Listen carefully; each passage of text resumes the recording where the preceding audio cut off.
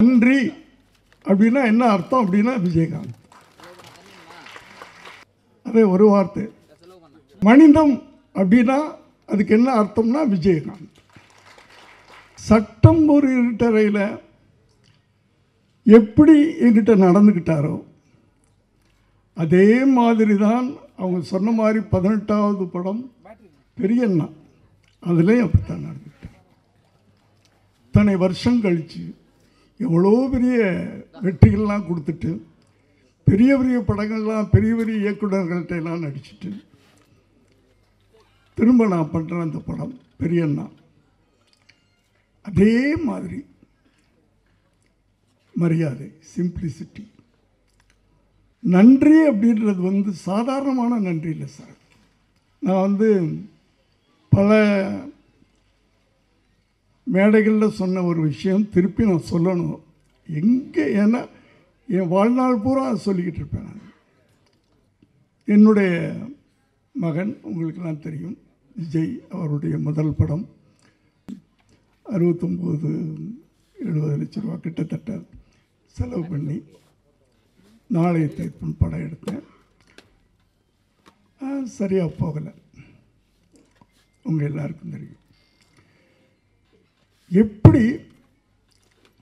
ஆனால் அவர் நடிகனாக வந்துட்டார். அவரை நம்ம எப்படியோ ப்ரமோட் பண்ணணும். அதுக்கு என்ன பண்ணலான்னு யோசனை பண்ணப்போ சரி ஒரு பெரிய நடிகரோடு நடிக்க வைப்பாமே அப்படின்னு பிளான் பண்ணேன். ஆனால் எந்த பெரிய நடிகரும் ஒத்துக்கிறல. சரி ஒரு மாதிரி அதில் வேற அவ்வளோ போட்ட படமெல்லாம் போயிடுச்சு. நான் ஒரு டல்லாக அப்படியே இருக்கிறேன். என் மனைவி சொன்னாங்க, ஏங்க நீங்கள் விஜயகாந்த்கிட்ட கேட்கல அப்படின்னு. இல்லைம்மா அவர் கேட்டால் பண்ணிவிடுவார், ஆனால் எனக்கு என்னமோ டெலிகேட்டாக இருக்குது, இத்தனை படம் பண்ணிவிட்டு எப்படி போய் கேட்குறதுன்னு தெரியல அப்படின்னு சொன்னேன். இல்லை நீங்கள் ஃபோன் பண்ணுங்க அவர்கிட்ட கேளுங்க அப்படின்னா. நான் ஃபோன் பண்ணுறேன். எப்போவுமே இப்போ நான் பேசுகிறேன்னா உடனே அவர் எல்லா டைரக்டர்ஸையும் ஒரே மாதிரி தான் பிஹேவ் பண்ணுவார். எல்லாத்துட்டையும் பெரிய பெரிய டைரக்டர் சின்ன டைரக்டர்லாம் கிடையாது.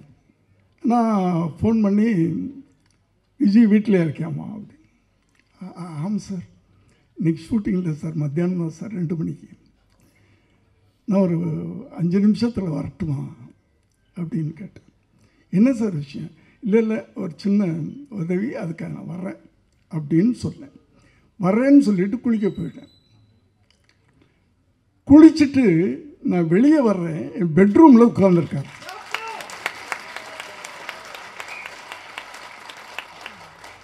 என்ன விஜய் அப்படின்னு. நீங்கள் எதுக்கு சார் வரணும்? நீங்கள் பேசும்போது ஒரு உதவின்னு கேட்ட மாதிரி எனக்கு காதல் விழுந்துச்சு.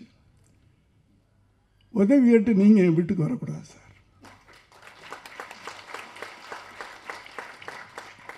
இதுதான் மனிதம்ன்றது, ஹியூமனிட்டி. என்ன சார் பண்ணணும், என்ன வேணும் கேட்டார். நான் எப்படி என் விஷயத்தை சொன்னேன். தெரியுமில்ல விஜய், அந்த போன படம் அப்படி எடுத்தேன், இப்படி ஆயிடுச்சு. எனக்கு படத்தை பற்றியெல்லாம் எனக்கு பெருசாக இல்லை. விஜய் என்னுடைய அவனை நான் எப்படியாவது கொண்டாடணும், அவரை நான் எப்படியாவது கொண்டாடணும். அதுக்கு இப்படி ஒரு ஐடியா இருக்குது எனக்கு. நான் ஒரு சின்னதாக ஒரு லைன் மைண்டில் வச்சேன்.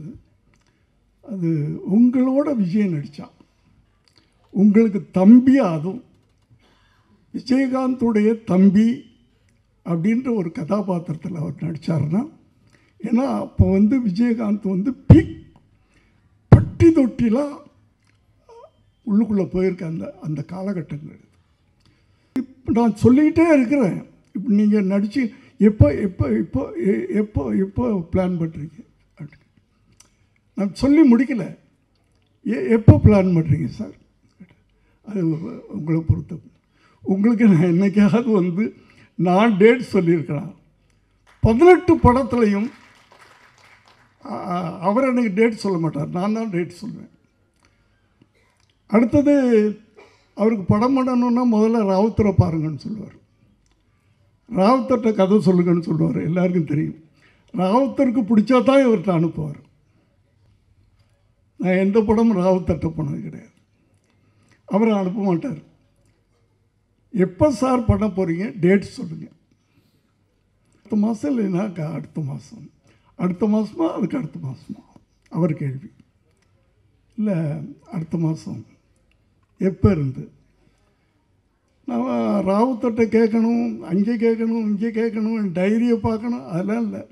எப்போ பிளான் பண்ணுறீங்க, என்ன டேட்? செப்டம்பர் 1ஆம் தேதியிலேருந்து ஒரு 15 நாள் அப்படின்னு சொன்னேன். வச்சுக்கோங்க சார், வச்சுக்கோங்க சார். என்ன உங்களுக்கு நீங்கள் ராவுத்தரை கேட்கணும், அது இது இல்லை சார், நீங்கள் வச்சுக்கோங்க, அவ்வளவுதான். எனக்கு அதாவது ஒரு மனிதன்கிட்ட மனிதம் இருக்கும், இந்த அளவுக்கு இருக்குமா? அடுத்த நாளே 1 லட்ச ரூபா எடுத்துகிட்டு வீட்டுக்கு போகிறேன். காலையில் அவர் ஷூட்டிங் கிளப்புறதுக்கு முன்னாடி ஒரு கவரில் போட்டுக்கிட்டு போய் நுழைஞ்சு, விஜய் என்ன சார் இது? இல்லை ஒரு அட்வான்ஸ், இந்த படம் நான் பணம் வாங்க மாட்டேன் சார், தயவு பண்ணி நான் உங்களுக்கு உதவின்னு கேட்டீங்க, நான் படம் பண்ணுறேன், அவ்வளோதான். நீங்கள் எதுவுமே பேசக்கூடாது, நீங்கள் போங்க, அந்த டேட்டுக்கு நான் வருவேன். பொள்ளாச்சியில் ஷூட்டிங். அப்போல்லாம் பொள்ளாச்சி வந்து இன்னொரு ஸ்டுடியோ மாதிரி இருந்த காலகட்டங்கள்.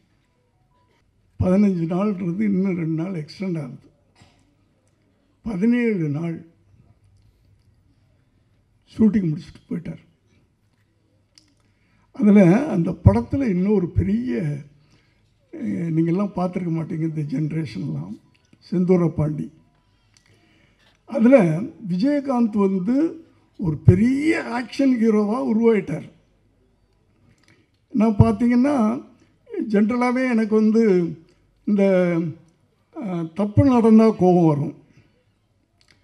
ரோட்டில் போய் நானே வந்து ஏன்டா இப்படி பண்ணுறீங்கன்னு சொல்லிவிட்டு அவங்களுக்கு தீர்த்து வைப்பேன், இல்லைன்னா அடி வாங்கிட்டு வரேன். ஏதோ ஒன்று நடக்கும். அது அரசியலில் தப்பு நடந்தாலும் கோபம் வரும், சமுதாயத்தில் தப்பு நடந்தாலும் கோபம் வரும். இந்த கோபத்தையெல்லாம் எப்படி கொட்டுறது? சினிமா மூலமாக தான் நான் கொட்டினேன். ஆனால் அதுக்கு ஒரு பவர்ஃபுல்லான ஒரு ஹீரோ வேணும். அது விஜயகாந்த் கிடைச்சார்.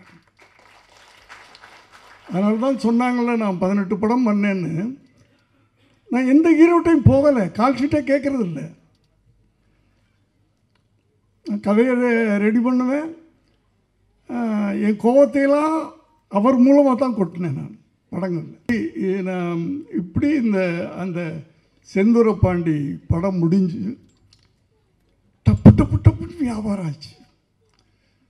எனக்கு ஒரு பெரிய லாபம் வந்துச்சு.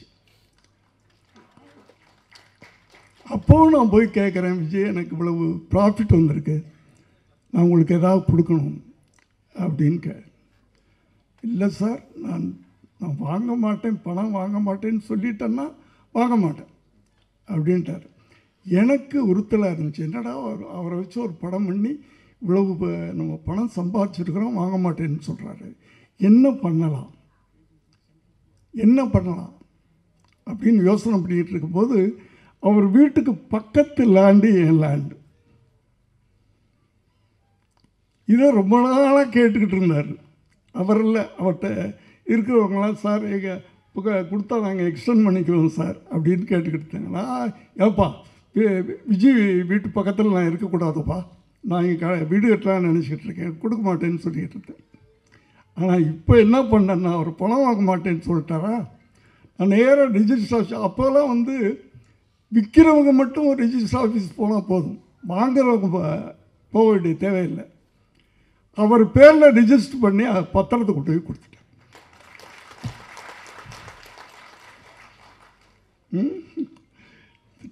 நேராக வீட்டுக்கு வந்தார் பாருங்க, ஷோபாட்ட என்னுடைய மனைவிட்ட. என்னம்மா என்னை கேவலப்படுத்திட்டார் அவர். சார் நான் உதவின்னு கேட்டால் நான் உதவி பண்ணுறேன். அதுக்கு போய் நான் பணம் வாங்கக்கூடாதுன்னு தான் நினச்சேன். நானும் சொன்னேன், பணம் கொடுக்கலையே, நான் பணமாக கொடுக்கலையே, அவனுக்கு பணம் கொடுத்தா தானே. இப்படி ஒரு அது நட்புலாம் கிடையாது எனக்கு. அவர் ஃப்ரெண்ட்ஸுன்னு சொல்லிக்க முடியாது, அதையும் தாண்டின ஒரு உறவு எங்களுக்கு. அவர் இருந்த வரைக்கும் அவர் மனசில் எனக்கு ஒரு தனி இடம் இருந்துச்சு சார், ஒரு தனி இடம்.